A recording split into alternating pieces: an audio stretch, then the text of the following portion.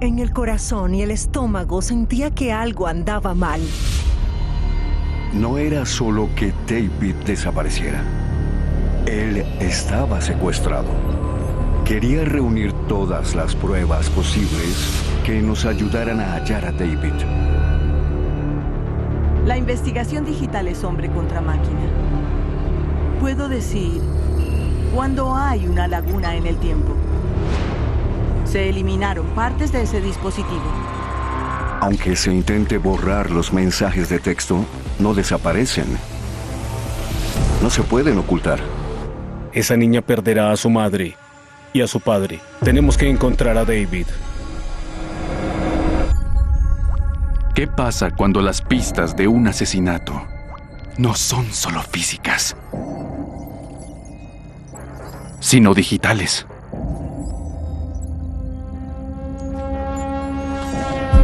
Atrapados en la red.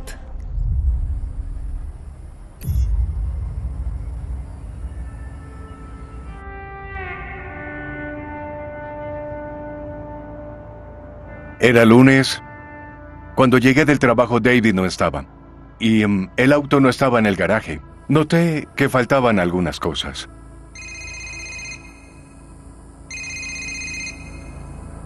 Intenté llamar a David.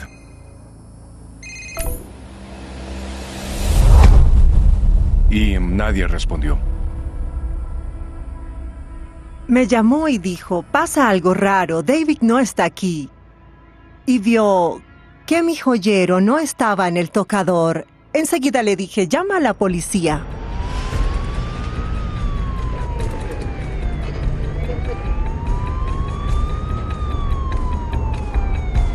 Después de las 4 de la tarde recibimos una llamada al 911 por un posible robo residencial y un joven estaba desaparecido.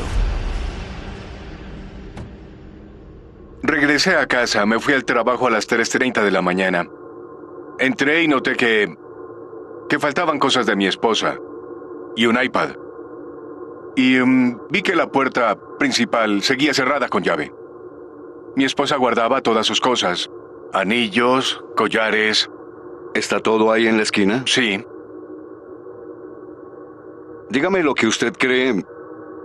¿Qué pasó? Al ver que faltaban cosas, pensé que mi hijo las había empeñado. Creí que fue él. Sí, para tener dinero extra. ¿Hay algún lugar en particular al que le guste ir? Cuando se va así, llega a Las Vegas. Muy bien. A veces se va por 2 o 3 días. En ese momento creímos que David se fue a pasar el fin de semana en Las Vegas, que estaba con unos amigos. Cuando entramos a su cuarto, tenía un videojuego en curso que estaba en pausa. Como si hubiera ido a abrir la puerta y no hubiese vuelto. ¿Qué tipo de zapatos usa? Esos blancos. Quiero saber qué zapatos se puso. Dejó su billetera. No tenía zapatos, pero su auto no estaba. Si tiene noticias de David... Los llamaré. Sí, llámenos. Veía angustia y dolor en su mirada cuando decía... Pasa algo con mi hijo, necesito su ayuda. Y yo lo entendía porque era su único hijo.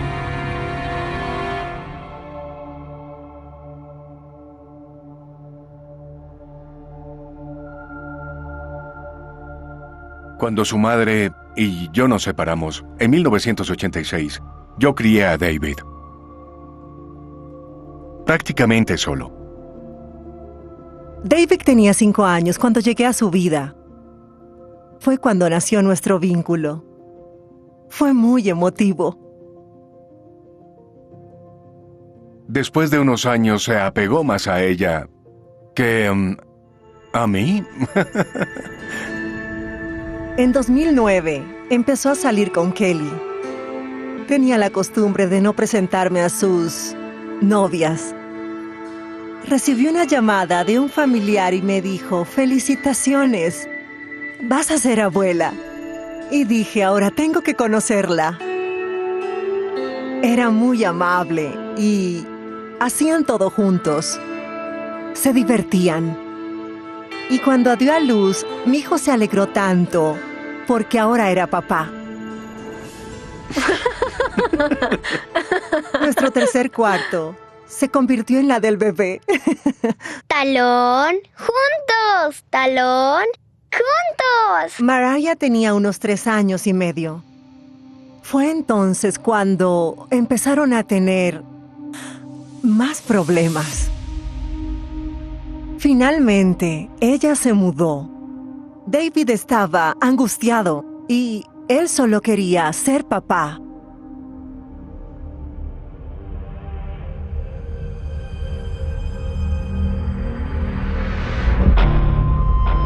Al otro día decidí publicar en Facebook que él estaba desaparecido. Necesitábamos ayuda para ubicarlo. No tenía evidencia para decir que le había pasado algo malo, pero en el corazón y el estómago sentía que algo andaba mal.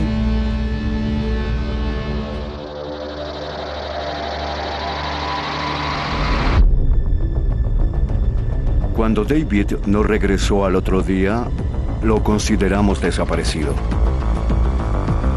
Lo primero que hicimos fue volver a la casa de los Heisler. ¿Cómo está? No muy bien. Sí, no lo dudo. Sin duda es una situación estresante. Ya pasó todo un día. Y quería mostrarnos cosas que vio justo el otro día. Halló algunas gotas de sangre en el garaje Sí, miren esto. y unas gotas de sangre en el área de la cocina. La salpicadura de sangre que se halló en la cocina era delgada y como un rocío. El patrón de sangre del garaje era de gotas, así que lo que pensé fue que cayó en vertical.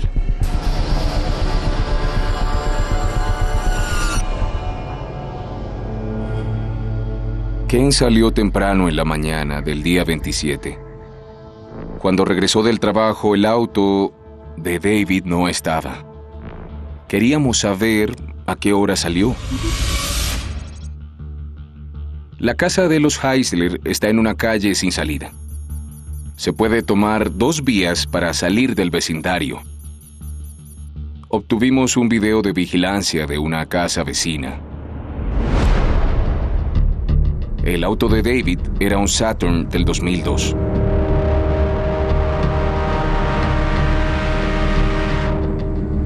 No vimos ningún vehículo en esa área. Otro vecino nos dio otro video que nos mostró un área diferente. Esperábamos determinar la hora específica en que el vehículo pasó por ahí.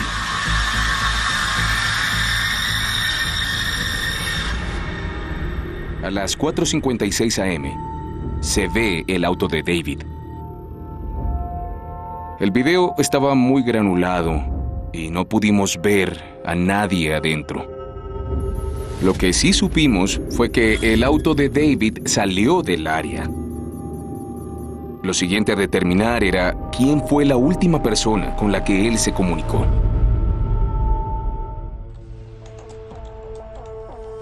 La evidencia digital ahora es la principal herramienta de investigación para cualquier organismo. Obtuvimos el historial de llamadas mediante Ken Heisler porque compartían un plan de telefonía. Debbie y Ken nos dieron todos los datos. Pudimos revisar y determinar con quién se comunicó David.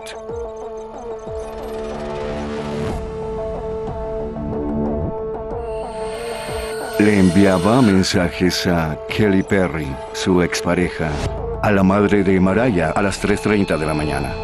Esa fue la hora en que Ken se fue a trabajar. Pero el último mensaje que David envió fue a eso de las 3:56 de la mañana. Esas horas son importantes. Una hora después de esa comunicación, se vio salir el auto de David.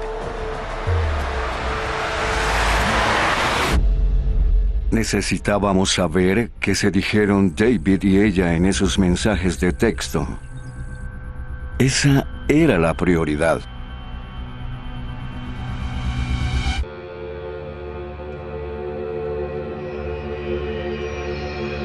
Ya pasaron 2 días sin saber nada de David. El capitán Rogers y yo fuimos a la casa de Kelly Perry para hablar de la desaparición del señor Heisler. ¿Podemos hablar un momento? Claro. ¿Qué piensa que está pasando? La verdad, no sé qué pensar en este momento. Estoy ansiosa por todo esto. ¿Cuándo fue la última vez que habló con él? La última vez que hablé con él fue el lunes en la mañana. ¿Y de qué hablaron? Él quería que yo fuera a su casa a pasar la noche con él. Me enviaba mensajes a mi teléfono. Decía que su padre estaba en el trabajo y que fuera a visitarlo. ¿Puedo verlos? Sí, permíteme. Cuando hablamos sobre los mensajes, ella empezó a mostrárnoslos.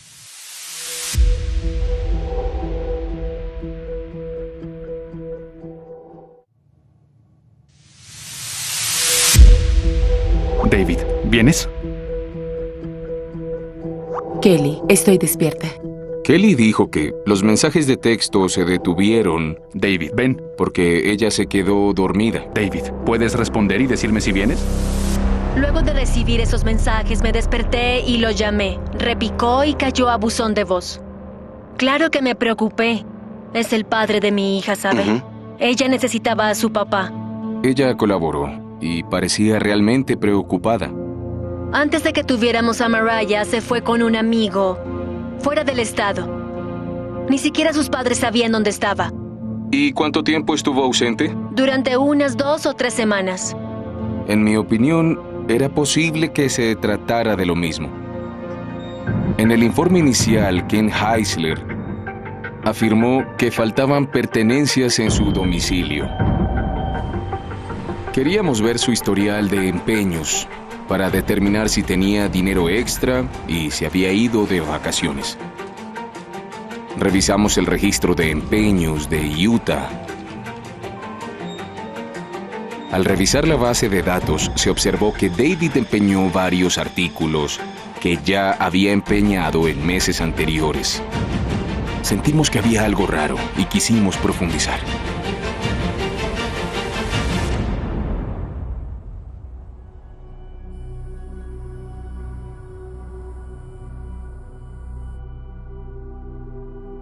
Cuando Kelly se mudó, decidió radicarse en Wyoming con Mariah permanentemente. David solicitó la custodia. El tribunal dijo que la niña no podía salir del condado. Esta es cuando obtuvo la custodia. Me la envió a la aplicación. Son David y Mariah. Reían sin parar. No podía ser más feliz. Me contaba todos sus planes. Cómo rentarían su propio apartamento y las cosas que harían juntos. Mariah tenía 6 años. Es imposible que se fuera así. Su mundo era ella. Estaban muy unidos.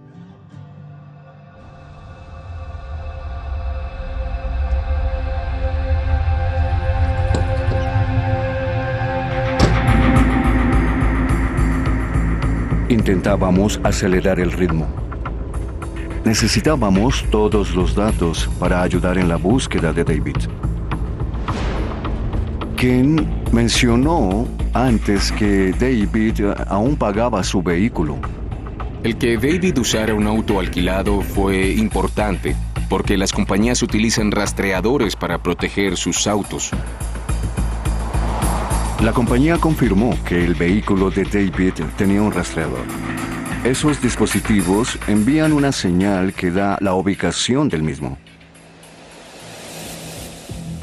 Cuando obtuvimos esos datos, nos emocionó la posibilidad de que nos llevaran hasta David.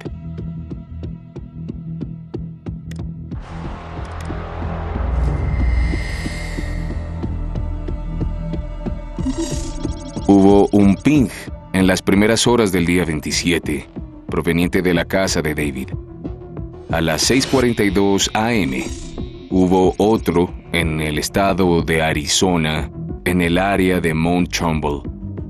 El área que observábamos tenía varios cientos de kilómetros cuadrados de alto desierto y un camino que a menudo solo usaban los rancheros. A las 6:55 hubo otro ping en el mismo camino. ¡Qué increíble! ¿Por qué David irá a la frontera con Arizona? Es un terreno olvidado, por Dios. Si quedas atrapado allí, estás en problemas.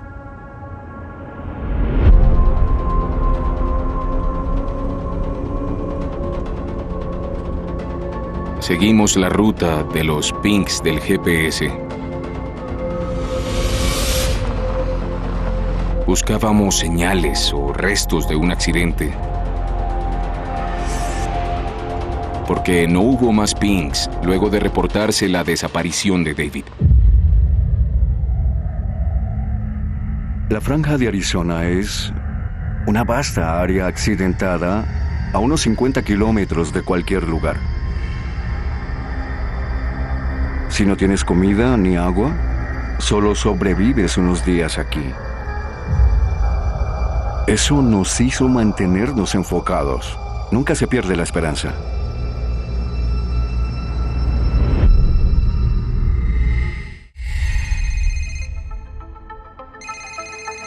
El 1 de julio recibimos una llamada. Nos informaron que había un auto que coincidía con la descripción del de David en la ciudad de Beaver Dam, Arizona. Podría ser un punto de inflexión en la investigación.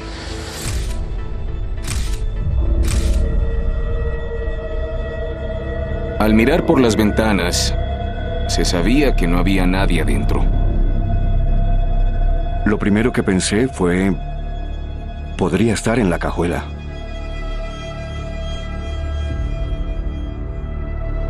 Cuando la cajuela se abrió, yo estaba sumamente nervioso. No encontramos a David allí. Sentí muchas emociones, mucho alivio. Existía la posibilidad de que David siguiera vivo. Registramos el vehículo. Vimos que había un casquillo de 9 milímetros detrás del asiento del conductor, y eso me hizo sentir un poco inquieto. Nos preocupaba mucho que le hubieran disparado a David. Entendimos que no era solo que David hubiera desaparecido. En nuestra opinión, ahora David estaba secuestrado.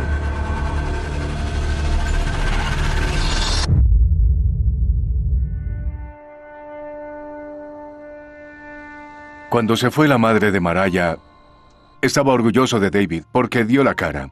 Quería demostrar que era lo bastante responsable como para criarla solo. No necesitas maquillaje. Sí, las chicas se maquillan. Sí, pero tienes 5 años. No necesitas maquillaje. Eres bella. Al pasar el tiempo, Mariah preguntó por su papá.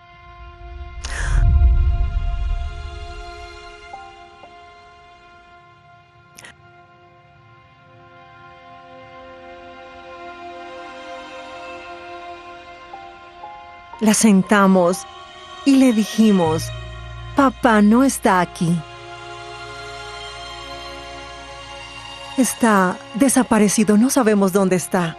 Y tenemos un montón de gente, mucha gente buscándolo. Y esperamos encontrarlo pronto.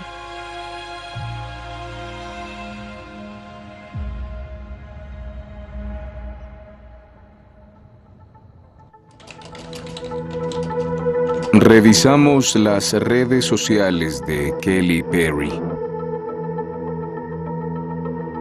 Era obvio que en los últimos años había librado una batalla con David por la custodia.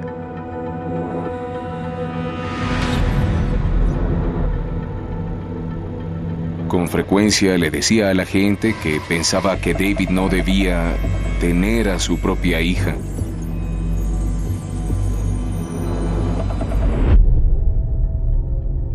dimos marcha atrás para oír nuestro primer interrogatorio con Kelly. ¿Pasó el día con alguien el domingo 26? Sí, estuve con mi compañera de cuarto todo el tiempo. Se llama Tammy. ¿Usted estuvo con Tammy? ¿Ella puede confirmar que estaba con usted a la hora en que David desapareció? Sí. Kelly nos dijo que vivía entre amigos. De hecho, dijo que llamaba Ma a Tammy, la dueña de la casa. Y que un hombre llamado Frank McCart vivía en el garaje de la vivienda. Su coartada era que estaba con ellos el día en que David desapareció.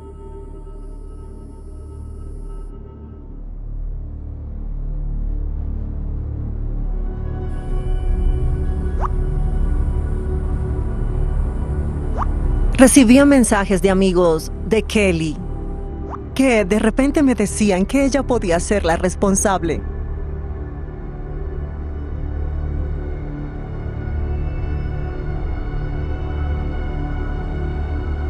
Eran muchos mensajes. El teniente Studley y Debbie Heisler siempre estaban en contacto. Debbie nos enviaba de inmediato cualquier información o pista. Por lo que entiendo, las cosas no se ven bien. Esos mensajes de Debbie fueron muy importantes para el caso. Parte de la información que le dieron indicaba que Kelly y Frank tenían que ver con la desaparición de David. Tengo razones para creer que los amigos de Kelly están muy involucrados, al igual que su novio actual. Hay que ser cuidadoso al procesar mensajes así porque pueden ser chismes o rumores. Pero uno de los mensajes de texto decía que los sorprendieron mientras jugaba videojuegos. Nos dijimos, vaya, nadie conocía esa información. Basados en los mensajes recopilados, solicitamos una orden judicial para revisar el teléfono de Kelly. Supimos que Kelly acudió al tribunal del 5º distrito para solicitar la tutela temporal de su hija ante la ausencia de David. La buscamos y le dijimos que teníamos una orden para revisar su teléfono. No quería entregarlo, pero teníamos la orden, no podía negarse. Había una gran cantidad de datos en el teléfono que iban a determinar que Kelly estaba implicada realmente. Tomamos el teléfono y lo llevamos de inmediato a la Universidad Utah Tech para que fuera revisado por sus expertos. El teniente Studley me pidió hacer el estudio con celeridad. Había un desaparecido que necesitaba encontrar. Entendimos la urgencia. Nos pusimos a trabajar en el caso de inmediato. La investigación digital es hombre contra máquina. Los teléfonos modernos están cifrados por defecto. Una vez que se ingresa una contraseña, se puede cifrar con ella. Así, los datos se guardan de forma cifrada. Hicimos lo que llamamos ataque de fuerza bruta. Es para saltarse el código de acceso. Así tuvimos acceso al teléfono para hacer una copia forense. Recuperamos todos los mensajes de texto y datos de usuario que pudimos. Se veía que se eliminaron partes de la base de datos de ese dispositivo. Había un lapso en el que no veíamos actividad cuando deberíamos verla. Hicimos la extracción inicial y le di el informe a la policía.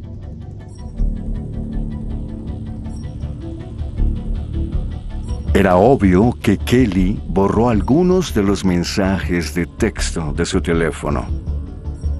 Cuando vimos eso, dijimos, bueno, oculta algo y tenemos que descubrir qué es.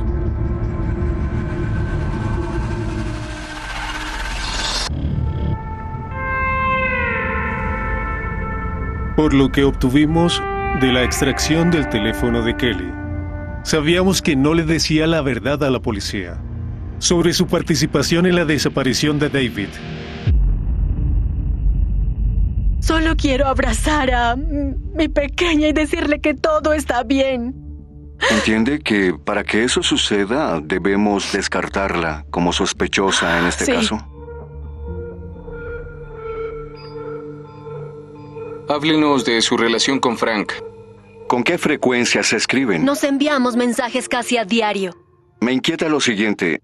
En su teléfono no aparece ningún mensaje de Frank hasta ayer a las 10:13 a.m. Es casi toda una semana. A medida que avanzaba el interrogatorio, me pareció que ella no decía la verdad. No estábamos seguros de si tenía información sobre el paradero de David. Pero yo sentí que ella sabía qué había pasado. ¿Es posible que me permitan salir a fumar? Kelly pidió un receso para fumar. No la retenemos en contra de su voluntad. Lo sabemos. Sí, lo entiendo. Sabíamos que no lograríamos nada. Los oficiales le permitieron salir a fumar. Cuando él regresó, les dije al teniente Steadley y al capitán Rogers, deben leerle sus derechos. Usted tiene derecho a permanecer en silencio. Todo lo que diga puede y será usado en su contra. Tiene derecho a tener un abogado presente en el interrogatorio. Y si no puede costearlo, se le asignará uno. Enseguida su tono de voz cambió totalmente. Mire, ya sea que nos ayude a determinar lo que pasó, o que lo hagamos revisando teléfonos, resolveremos el caso. Todo se va a saber. ¿Estuvo en casa de David el lunes temprano? No. ¿Le dijiste a Frank que Dave está solo? No creo haberle dicho eso. Mire, no es momento para creer, sino para estar segura. Lo sé, ¿Entiende pero lo que está en juego aquí? Lo Escúcheme. entiendo, Es lo probable entiendo. que le hayan quitado la vida a alguien. Intentamos descifrar si usted tuvo algo que ver con esto cosas muy y estaba al confusas. tanto de todo, o si ese loco y peligroso novio suyo actuó por su propia cuenta. En todo caso, usted sabe qué pasó, lo sabe. Empezó a darse cuenta de que no le creíamos. ¿Qué pasó, Kelly? ¿Dónde está David? No lo sé. ¿No le dijo a dónde lo llevó? Díganos, ¿dónde? No sé a dónde lo llevó. ¿Y no sabe a dónde lo llevó Frank? No. ¿Qué pasó en la casa? Llamé a la puerta y Frank me apartó del camino. Tuvieron una pelea. David fue al auto. Frank lo hizo sentarse atrás. Le dijo que si no cooperaba, nos mataría a los dos. Luego se detuvo y me hizo bajar del auto. La última persona que vio a David con vida fue Frank McCart. Era urgente en ese momento poder localizarlo.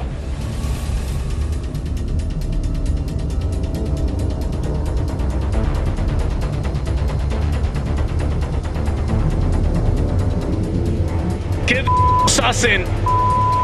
¡Cuidado con mi... Mire, lo siento. dedo! Me están torciendo el dedo, hombre. Lo siento, ya lo van a soltar, lo siento. Cálmese, ya cálmese.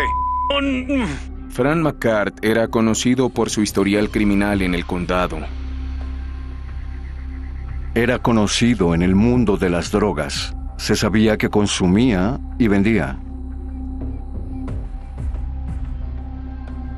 Cuando interrogamos a Frank, esperábamos que nos mostrara dónde estaba David y poder encontrarlo con vida. Cruzó con él la frontera estatal hasta llegar a la franja de Arizona, ¿cierto? Sí. ¿Qué pasó después? Lo dejé allí. ¿Usted iba armado? No le disparé. No soy tan cruel. Ese hombre no mostraba emociones. Era muy frío, muy pragmático. Yo lo dejé vivo. Pero, ¿y con no quién lo maté? lo dejó? Lo dejé sentado en un árbol. Estaba vivo.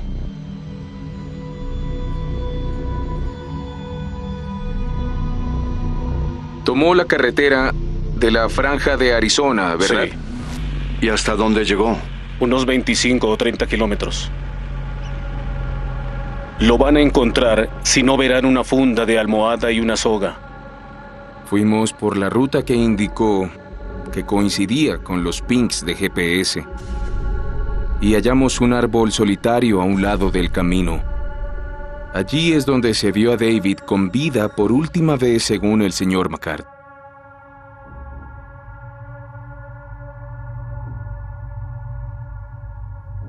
Durante el interrogatorio, Kelly narró que Frank la amenazó, que estaba aterrorizada.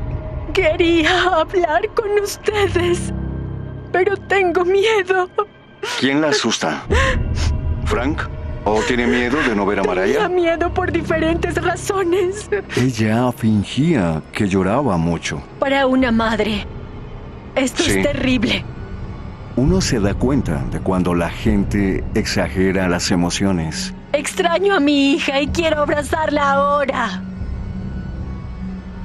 No era creíble que no estuviera involucrada. Obviamente Frank era el músculo, pero no el cerebro detrás de los hechos. Necesitábamos determinar el papel de Kelly en esto. Luego de su declaración, sabíamos que no podíamos confiar en Kelly. Necesitábamos la información que ella había eliminado o destruido. El teniente Stedley nos contactó para ver si hallábamos datos eliminados. Nos pidió que intentáramos extraerlos del chip. Eso implica separar el chip de la placa base para extraer los datos directo del chip de memoria.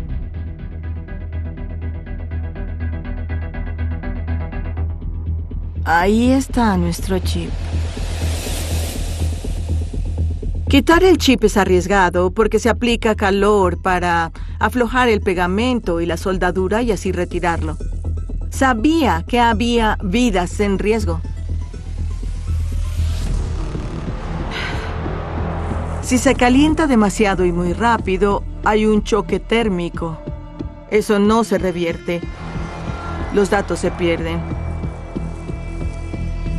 Era un gran riesgo, pero creíamos que si teníamos acceso a lo que se había eliminado del teléfono, descubriríamos lo que sucedió.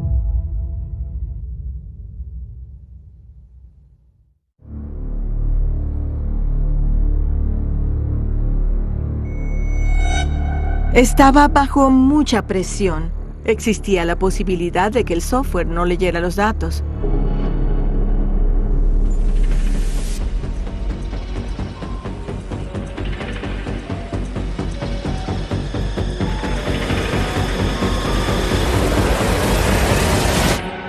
Ahora que lo habíamos logrado, la policía tendría la información que necesitaba para continuar la investigación del caso.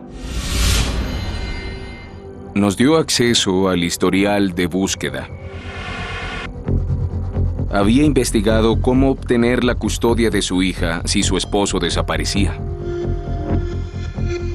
Había una montaña de evidencias en el teléfono de Kelly. Enviaba muchos mensajes. Les escribía a Tammy Freeman y Frank McCart, aunque estuvieran en la misma casa. En el chip del teléfono se encontraron varios mensajes que había borrado. Kelly y Frank se intercambiaban mensajes para discutir cuál sería el plan.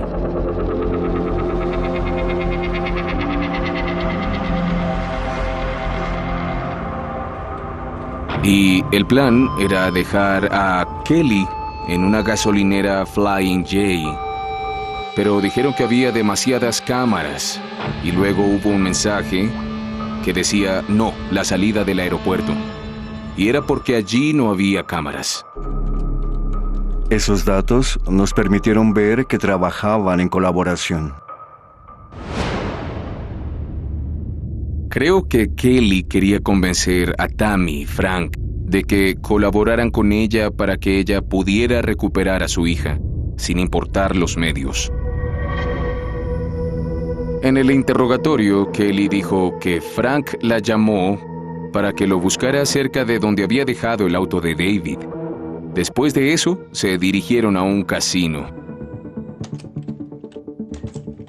Le pedimos al FBI que nos ayudara a obtener videos de vigilancia de los casinos.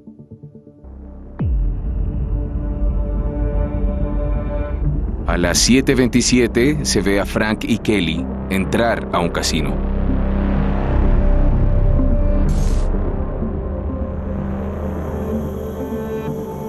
A las 7:37, Frank McCart sale del casino con la cabeza rapada. Al ver que hizo eso, todos dijimos, decidió cambiar su apariencia, porque hizo algo terrible.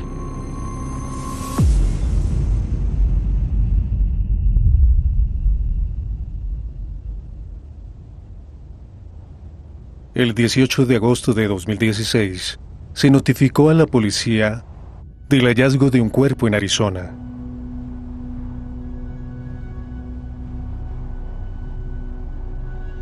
Cuando localizamos el cuerpo de David, estaba muy descompuesto. Encontrarlo nos permitió fundamentar los cargos del homicidio. Sentimos que era nuestro deber darles justicia a los Heisler. Estaba comprometido con David, con su familia. Por mi cuerpo corrían todas las emociones, desde el amor, el miedo, el odio, hasta la ira. Dios. Fue una pesadilla horrible.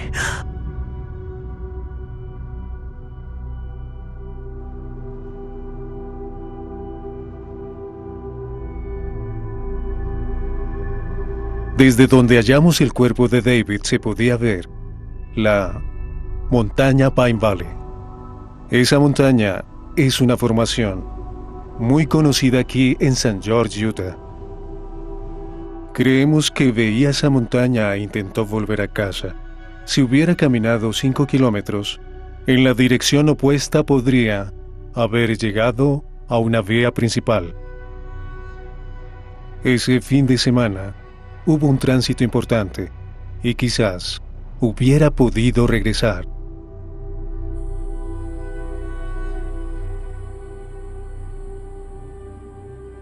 Cuando reunimos todas las pruebas digitales, solo podían declararse culpables para llegar a un acuerdo.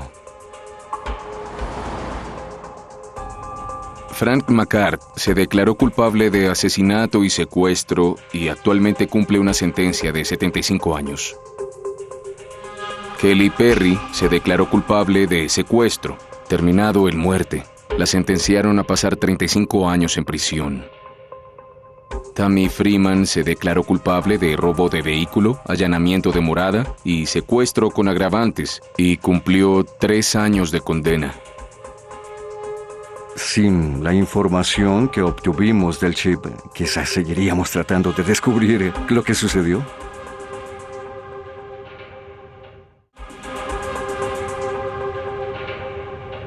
Ahora sabemos que Tammy, Frank y Kelly planearon el secuestro y en definitiva la muerte de David Heisler.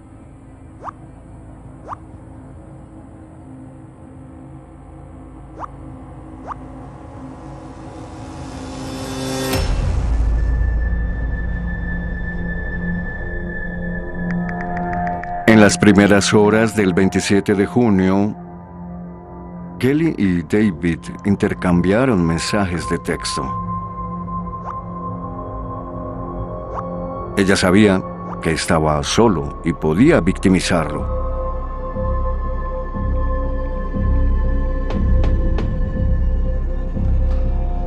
Kelly llamó a la puerta. Frank la apartó de su camino. Golpeó a David en la cara varias veces. Y luego Frank procedió a atarlo. Kelly tomó la funda de la almohada y se la puso a David en la cabeza, lo que pudo causar la salpicadura de sangre. En algún momento hubo tanta sangre que empezó a gotear.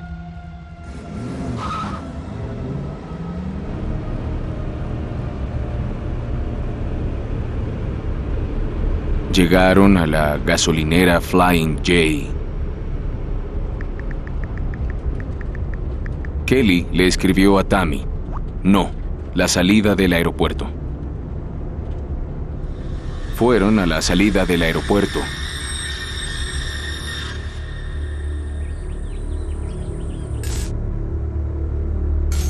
Kelly y Tammy entraron a un casino.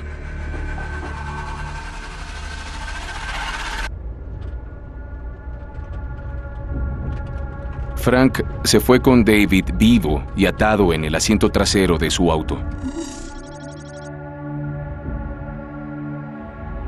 Frank dejó a David junto a un árbol. Cortó una de las ataduras para que David se liberara.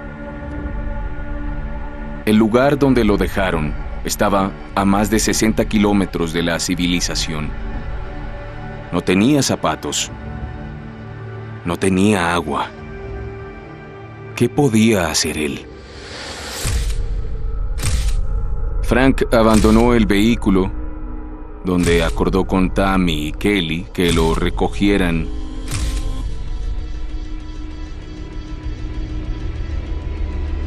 En el baño del casino, Kelly y Tammy le afeitaron la cabeza a Frank.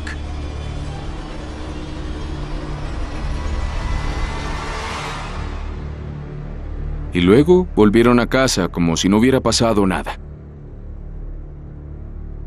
Nadie merece morir así.